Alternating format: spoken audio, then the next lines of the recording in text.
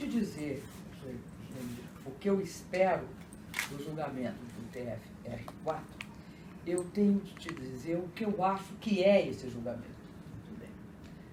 E o que eu acho que é esse julgamento, ele é o terceiro ato de um processo de golpe de Estado, um golpe de Estado diferente dos tradicionais que nós conhecíamos no passado, que tinham como base intervenções militares, agora tem como base uma mitigação da democracia. Alguns, como aquele filósofo italiano, aquele politólogo italiano chamado, filósofo também, o Agamben, diz que se trata do estado de exceção como um fenômeno da democracia moderna.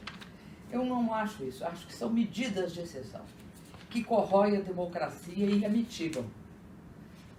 Esse processo, que começa com o impeachment, o ato inaugural é o impeachment de 2016, sem crime de responsabilidade, ele se desdobra numa segunda etapa, que são todas as reformas e as medidas aprovadas pela agenda neoliberal do governo golpista, sem a menor legitimidade, que é aquela que numa democracia é dada pela eleição. E numa democracia é dada pelo projeto que é aprovado na eleição. Por 4 vezes consecutivas, 4 eleições, nós derrotamos o projeto do PSDB, que é o projeto da chamada modernização conservadora ou neoliberalismo à la brasileira, que consiste numa redução drástica do papel do Estado em privatizações, numa política que restringirá necessariamente, como é o caso da emenda do teto dos gastos, né, todas as políticas sociais, e que provocará uma intervenção radical no mercado de trabalho, visando a sua desregulamentação. E tem vários desdobramentos, sendo que o mais importante deles, que falta fazer, além da reforma da Previdência, é a mudança, por exemplo, no marco regulatório do pré-sal, acabando com o modelo de partilha e outras privatizações. E outras medidas de desregulação até ambientais no Brasil, que eu acho que vão estar em curso e que precisam da segunda etapa do golpe. Qual é a segunda etapa do golpe? Diante do fato de que eles não conseguem ter um candidato, porque politicamente o golpe é um fracasso. Por que ele é um fracasso? Primeiro, porque o objetivo do golpe era destruir o PT, acabar com a liderança popular do Lula, inviabilizar o Lula através de processos de acusação como esse que está em curso no caso do TRF4 e destruir o PT. Aquilo que uma vez, em 2006, se eu não me engano, o Bornhausen disse: vamos tirar por 30 anos esse pessoal da face da terra, quando pretenderam usar o mensalão com o mesmo intuito que hoje usaram a Lava Jato, deu errado. Por que deu errado? Porque destruiu justamente a liderança política do Partido da Modernização Conservadora. Destruiu os líderes do PSDB e no lugar deles, mesmo aqueles que são, vamos dizer, as construções outsiders do projeto, ou seja, fora das lideranças tradicionais, Dória ou Luciano Huck, não se viabilizam.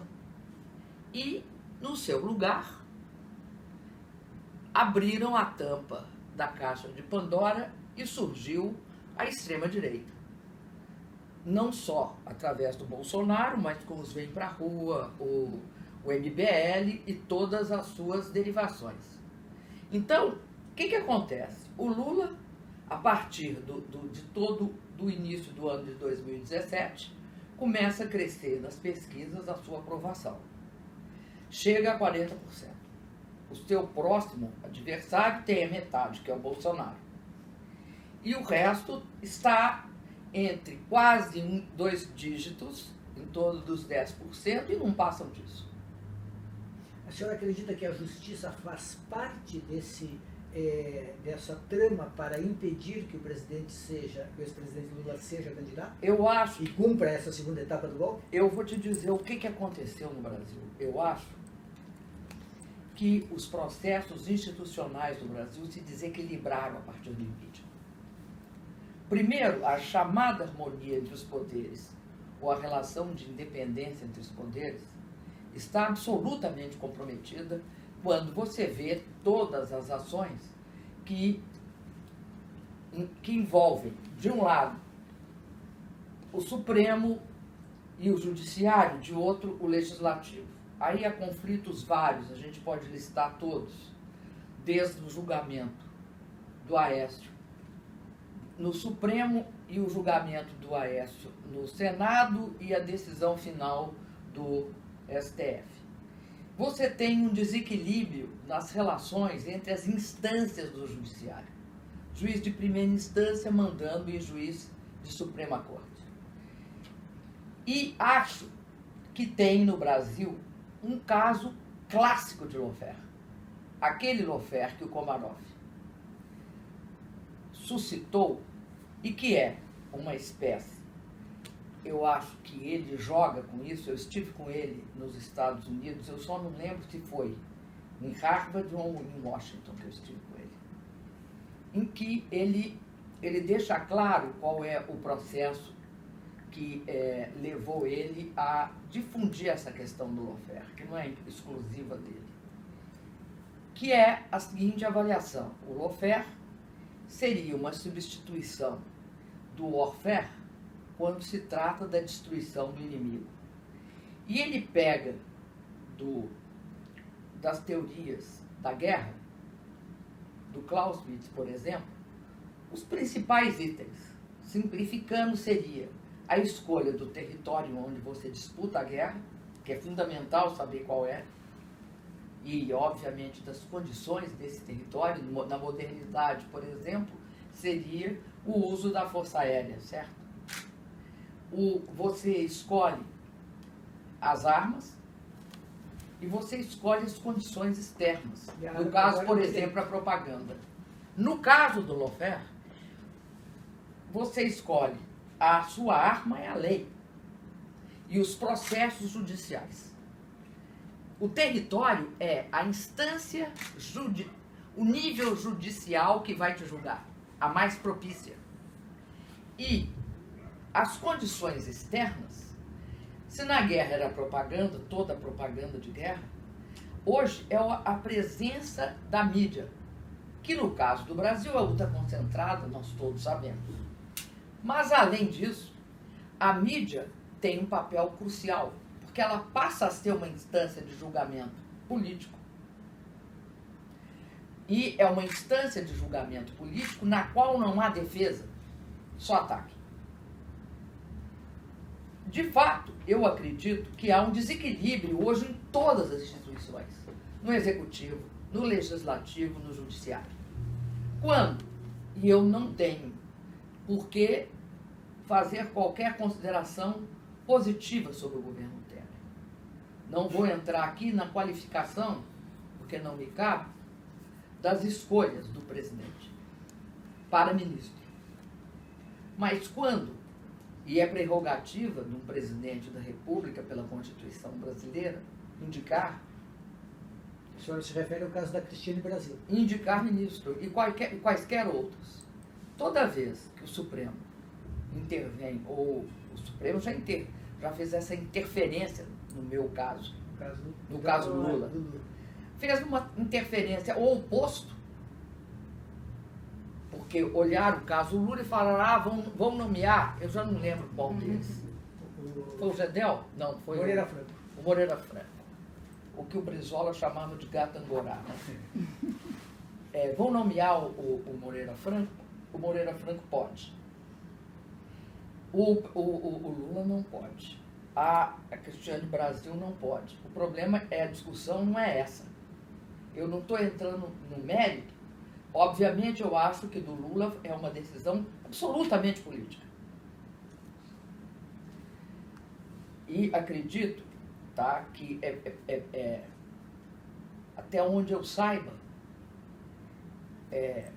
atribuição constitucional do presidente da República nomear ministro. Até onde eu saiba. Agora, qual é o problema?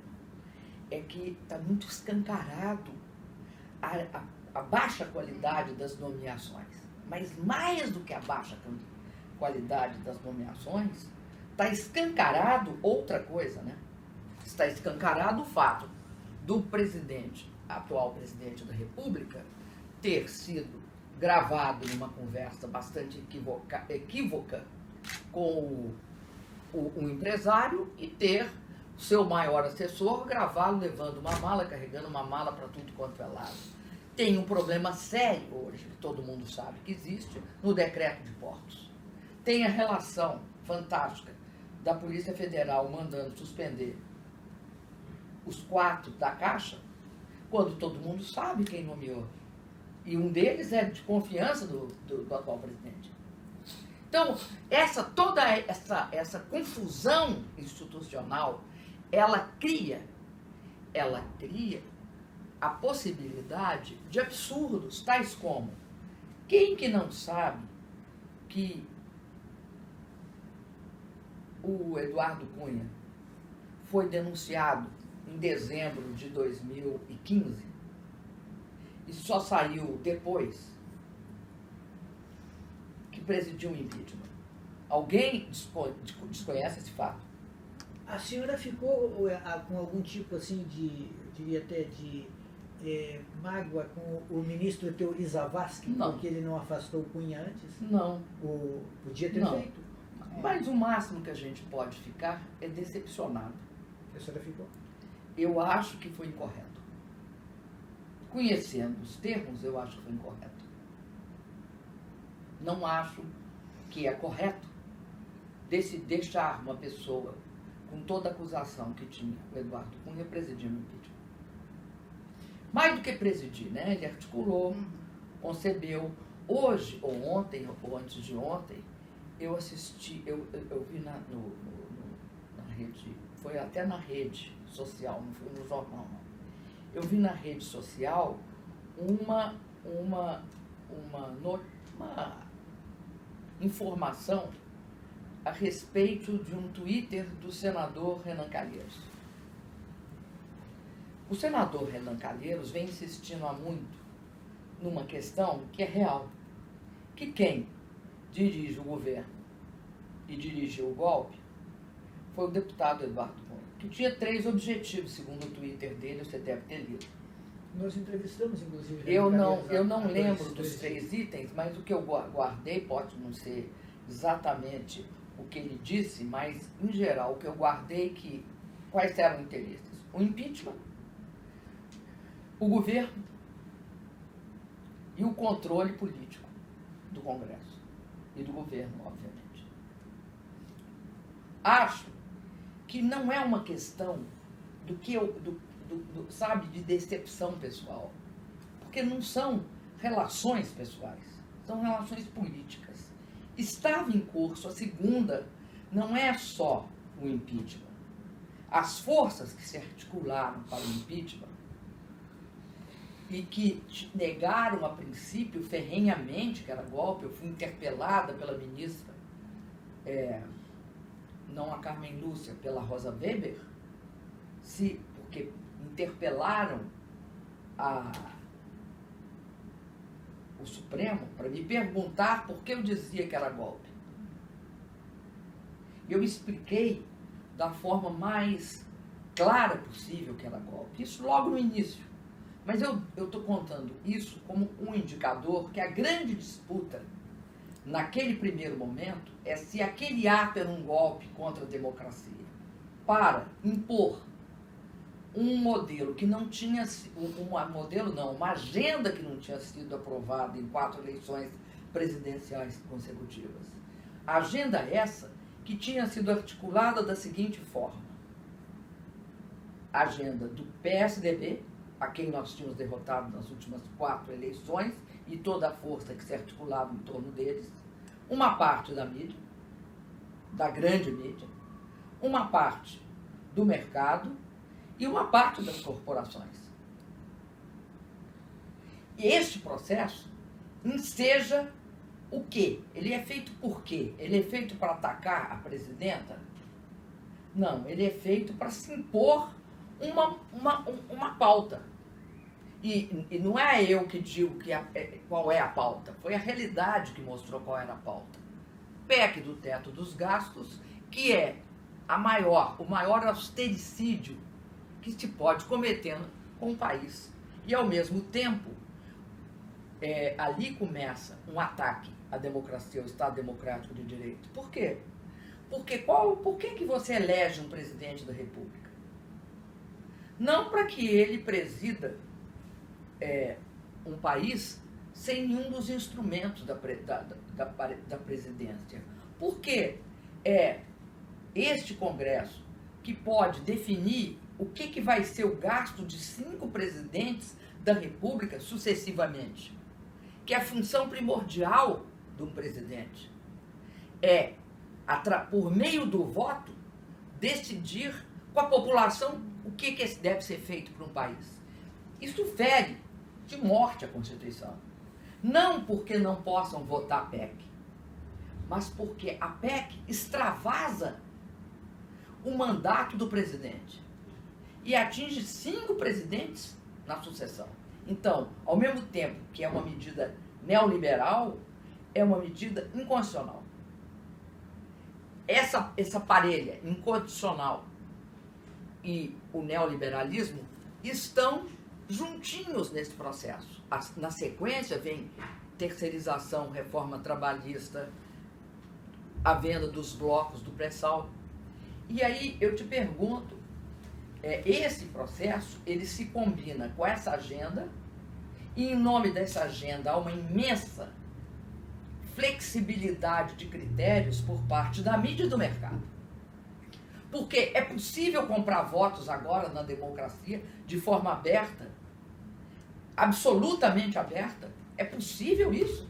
É possível comprar voto com descrição em todos os jornais e televisões.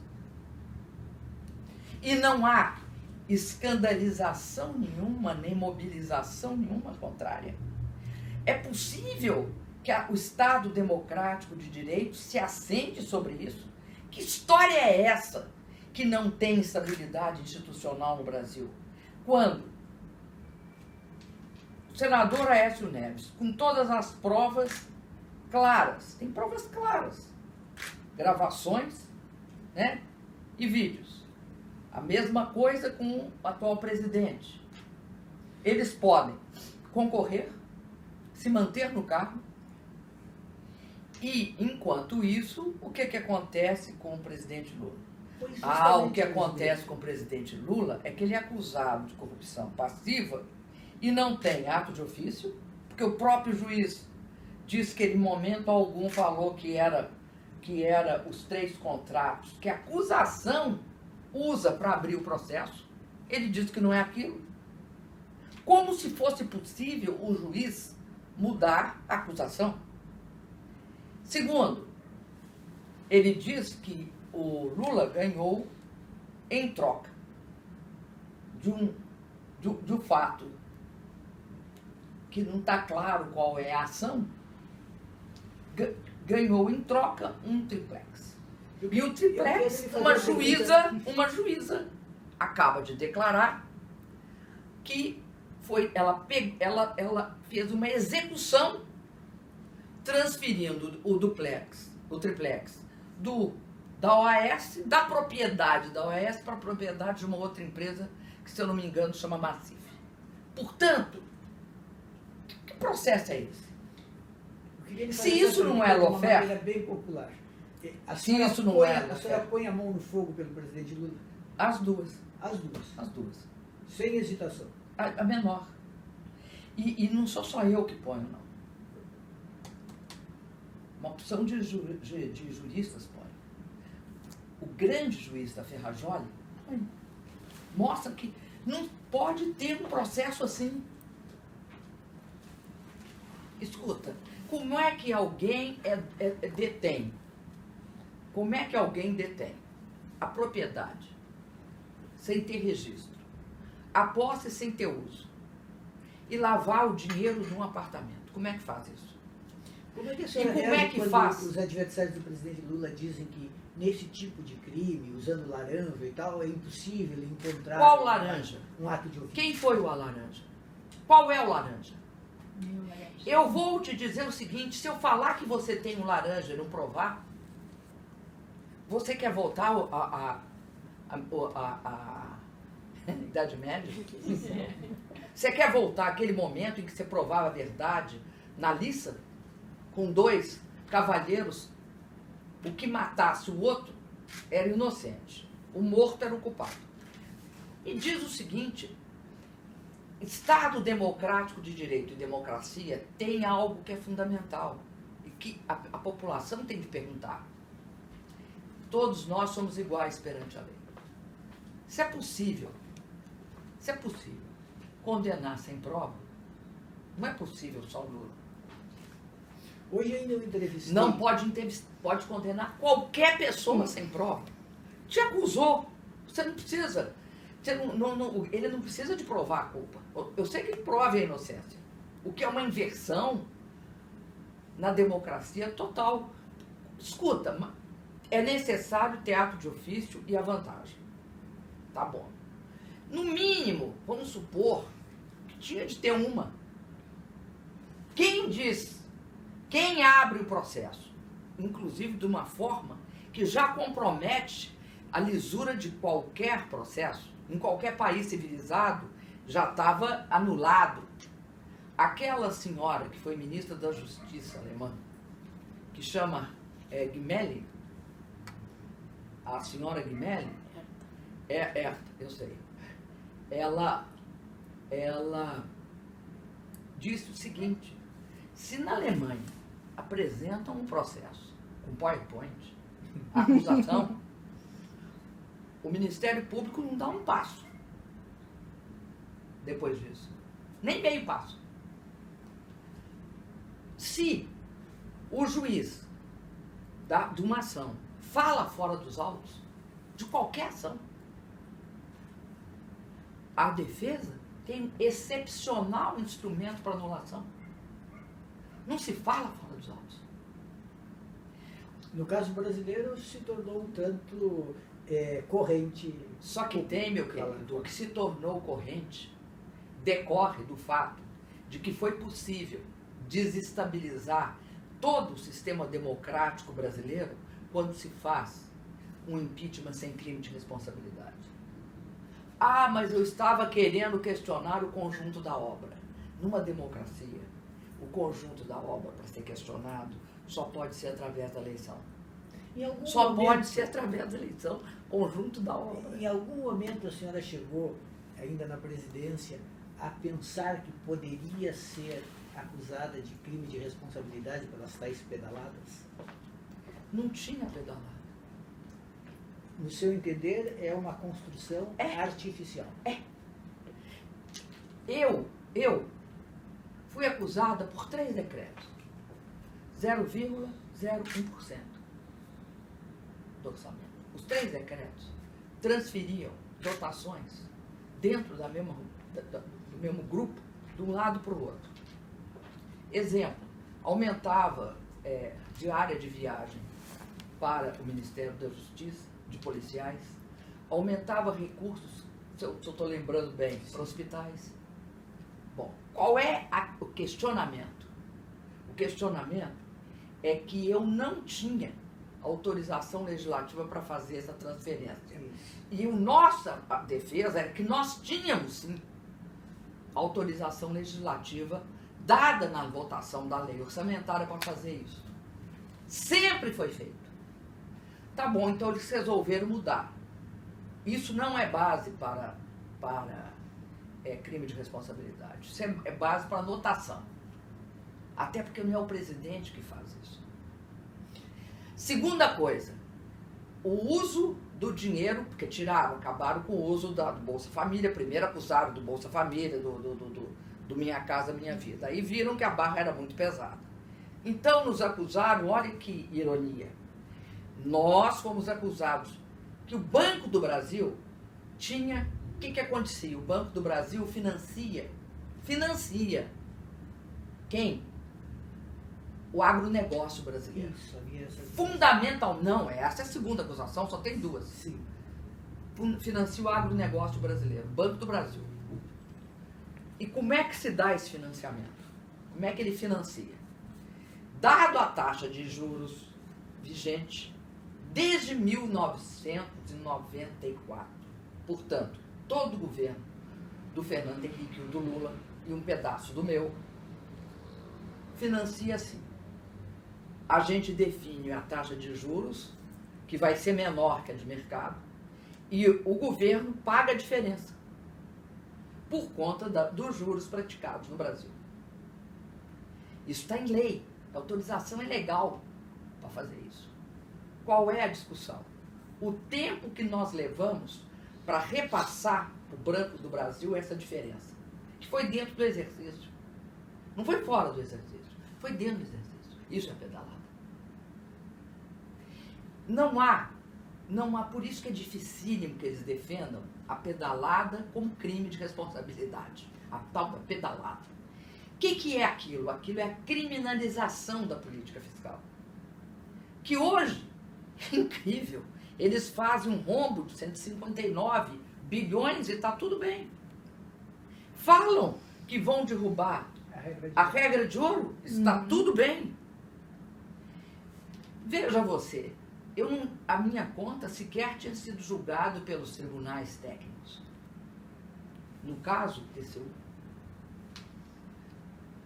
O que eu acho é o seguinte, é muito similar o método. Isto também é uma espécie de lawfare. É a utilização do processo legal. Sim. E do formato.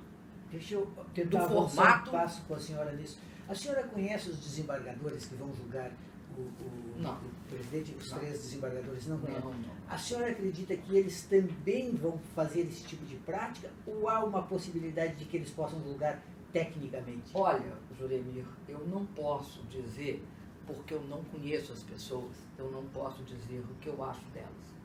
Eu posso dizer o que eu espero delas. O que a senhora espera? Eu espero, Juremir, que eles interrompam esse desequilíbrio gravíssimo, que é a suspeita crescente em relação ao uso político da justiça contra... A senhora ainda tem essa expectativa de que isso possa acontecer? Eu tenho. Acho que você sempre tem de ter aquilo que o Gramsci chamava, né?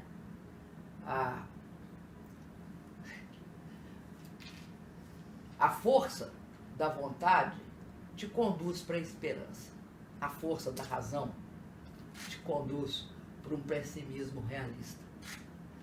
A minha vontade é que haja essa esperança.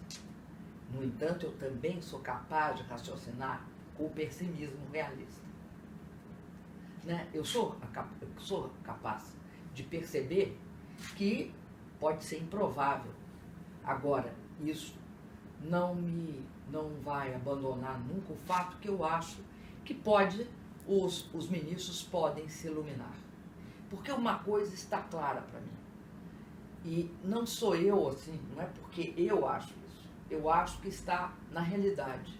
O fato de, desde o início de 2017, quando o presidente Lula sai só do julgamento da mídia e passa ao julgamento da justiça e a saber do que é acusado, como é que é e como é que deixa de ser, e poder a imprensa também ser colocada, cotejando a outra versão, o fato da gente recorrer a instâncias internacionais, o fato da defesa vir a público e mostrar que o referido triplex estava sob júdice, dado em garantia, aceito em garantia. E a juíza deixou isso claríssimo, não é a defesa que inventou. Tudo isso criou, junto com a claríssima segunda etapa do golpe. Que agora chega o efeito nas pessoas, ou seja, agora as pessoas estão vendo o que é a contenção brutal que eles vão fazer. Libera o pagamento de juros, o resto mais, corte. O desembargador Thompson Flores, presidente da RF4, disse várias vezes que a sentença do juiz Sérgio Moro é irretocável. Irretocável. Isto é falar fora dos autos. Isso, em qualquer lugar do mundo, é falar fora dos autos. Quando o que eu acho que vai ter de haver, por isso que eu torço para o TRF4 mudar o entendimento. Porque eu acho que algum tribunal tem de mostrar de forma clara, e aí sim, irretocável, que há uma justiça que mantém os princípios fundamentais da neutralidade do juiz, da igualdade de todos perante a lei e do direito de defesa. Isto é fundamental para o país. Por quê? Eu vou te dizer por quê. Sabe qual é o efeito da politização do judiciário num país democrático? Eu deixo de ter garantias que meus contratos serão respeitados. Eu deixo de ter garantia insegurança jurídica. Que é mais do que insegurança jurídica. É suspeita. Suspeita fundada. Que, dependendo da situação, eu posso entrar no radar da perseguição política. É esse o problema. Por isso que eu acho que a Lava Jato foi distorcida. Quando eu posso falar isso com tranquilidade, sabe por quê? O senador Jucá foi gravado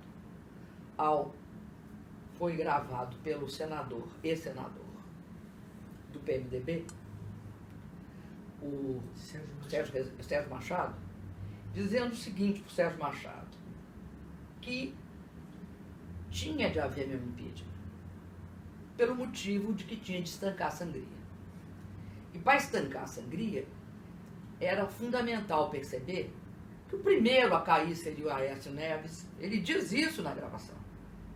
Quem é que não sabe quem é o Aécio Neves nesse país? E que, o que ia acontecer? Aconteceria que eu não interferiria na Lava Jato. Para haver qualquer perspectiva de interferência na Lava Jato, eu teria de ser afastada e sofrer um impeachment. É simplinho o raciocínio do senhor Jucá para o senhor Sérgio Machado.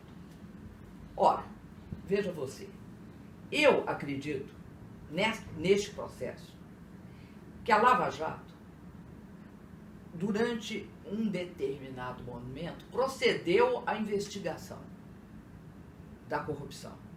E a partir de um determinado momento, ela passou a agir visando fundamentalmente duas pessoas, eu e o Lula. Até a minha reeleição, você pode lembrar perfeitamente que os membros do Ministério Público postavam de fato, mensagens, faziam posts contra mim e a favor do Aécio. Isso já não é possível. Isso já não compadece. E a partir daí começou um processo de lawfare. De lawfare feroz. Porque este processo hoje do Lula, no caso desse triplex, é uma forçação total. E aí, o que acontece? Desmoraliza o combate à corrupção em parte. E cria uma suspeita e uma indignação nas pessoas. Porque as pessoas hoje cotejam. Por que cai a rejeição do Lula? Não é porque... É porque as pessoas começaram a perceber e se indignar com esse fato. Que tem dois pesos e duas medidas. E aí que tá. Quando você começa um processo desses, você sabe quando começa, mas você não sabe como termina. Ninguém controla tudo que fala. Controla a parte. Aceita uma coisa, rejeita outra. mas não pode controlar tudo o que fala o delator. E aí o delator abre a boca e aparece coisas do arco da velha. Uma delas, eu vou te dizer, uma delas é o fato de que exigiam que qualquer fala a respeito de corrupção começasse em 2003. Eu não sei se você lembra disso. É datada. E eu estou dizendo isso... A ideia de que a corrupção teria sido inventada pelo PT. Sim, mas... Meu querido, todo movimento que depois vai desaguar... Primeiro, ele é incentivado pelo PSDB, mas ele deságua na extrema-direita. Por que tanta gente de classe média passou, principalmente nas redes sociais, mas também nas ruas em determinado momento, a ter tanto ódio do PT? Olha, eu acho que uma parte é grave, tá? Que é o problema da intolerância. Mas a outra parte, eu acho que é um sentimento que quem estuda ele, eu acho, de forma aproximadamente melhor, é o Gessé de Souza. Que é a questão do efeito da escravidão, não só sobre os escravos, mas sobre a elite. E sobre as diferenciadas camadas da elite. Eu acho que nós despertamos uma dificuldade de compreensão na classe média quando os serviços públicos, eles são invadidos pela uma quantidade bem significativa de pessoas que jamais tinham acesso a ele. Exemplo, eu vou te dizer, os aeroportos, eu acho, que é o exemplo assim, de espaço exclusivo da elite. Então, a senhora se sentiu perdendo os seus privilégios? Eu acho que no Brasil a exclusão não é uma exclusão só porque a pessoa não teve acesso à renda. É uma exclusão porque ela não tem direito. Então, é uma exclusão ligada a uma visão privilegiada da sua situação. Não aceitar que uma pessoa...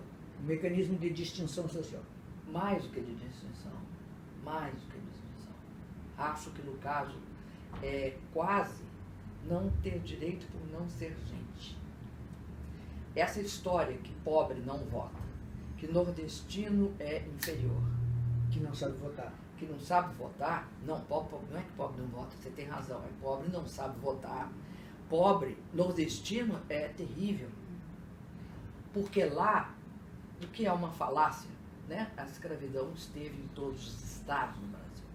Né? Inclusive aqui. Inclusive aqui. É óbvio que em alguns estados ela foi mais forte, né? Mas nenhum deles deixa de ser o Sudeste Maravilha, né? É São Paulo, é Minas Gerais, Rio de Janeiro, Bahia. Falando em estados, eu não posso deixar de lhe perguntar, a senhora vai concorrer por qual estado? Eu vou te falar o seguinte, eu não decidi se concorro. Sério? E eu jamais concorrerei por um estado que não seja o Rio qual... Grande do Sul ou Minas Gerais? É isso. Eu nunca concorrerei por outro. E se concorrer aqui, cara, Senado? Você sabe que eu não vou concorrer à Câmara Federal. Eu concorrerei ao Senado, mas eu não tenho certeza se vou concorrer. O que a senhora pensa? O que falta para decidir? Eu acho o seguinte, sabe? A senhora não pensou em concorrer ao governo do Estado do Rio Grande do Sul? Imagina, nem ver. Não, por quê? Não. Por que eu vou concorrer ao governo do Estado do Rio Grande do Sul? Enfim, porque a senhora é uma personalidade política importante. Mas eu acho que em termos de executivo, eu dei minha contribuição. Entendi. Então, se a senhora agora, concorrer, eu vou te explicar qual é a minha dúvida. Qual é a sua dúvida? A minha dúvida é a seguinte, eu não acho que fazer política passa por cargo eletivo, necessariamente. A senhora entende que pode fazer política? Eu entendo sem não, esses eu cargos. vivi assim. Eu comecei a fazer política e ninguém vai falar que eu era técnica, passando 3 anos na prisão, né? Ninguém é técnico e por isso vai para a prisão. Porque já falaram uma vez para mim, não, mas você é técnico. Eu falei, deve ter sido por algum erro técnico que eu acabei no presídio Tiradentes e na Operação Bandeirantes, no DOI-CODE 1 e 2. Deve ser por isso. Então, eu já cheguei à conclusão que eu posso me aposentar horas da política. Eu comecei a fazer política, eu tinha 16 anos. Mas, desses 16 anos eu tive 2 cargos de presidente. E todos eles eu já tinha 60 anos. Mas, por exemplo, portanto, a maior parte da minha vida eu fiz política. Sem cargos. Sem cargo. Mas quando a senhora vê a situação do Rio Grande do Sul, por exemplo, com o governo Sartori, e, bom, política também é uma Posso falar uma coisa? Eu tenho grande compromisso com o Estado do Rio Grande do Sul. E tem certas coisas que eu vejo no Estado do Rio Grande do Sul que não é que me causa indignação, não. Dói a alma.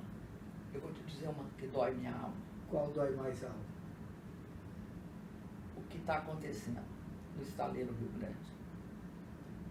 Eu vi aquele estaleiro de todo o setor de estaleiro e da indústria naval e da indústria de fornecedores da Petrobras chegar a 100 mil trabalhadores. E estou vendo ele ser sucateado. O maior estaleiro da América Latina. O estaleiro que tem um pórtico fantástico, que tem capacidade para construir 3 FPSO simultaneamente. E FPSO não é um brinquedinho. Por exemplo, o estaleiro lá do Nordeste não tinha condição, não tinha estrutura técnica para construir um FPSO. Um FPSO é quase uma plataforma, porque é um navio que F de floating, P de production, O de operation, S de storage. Ele produz, opera e estoca. Ele tinha condição de fornecer esse equipamento, de construir plataforma, estruturas de plataforma sofisticadas. Ele era uma das maiores orgulhos que você podia dar ao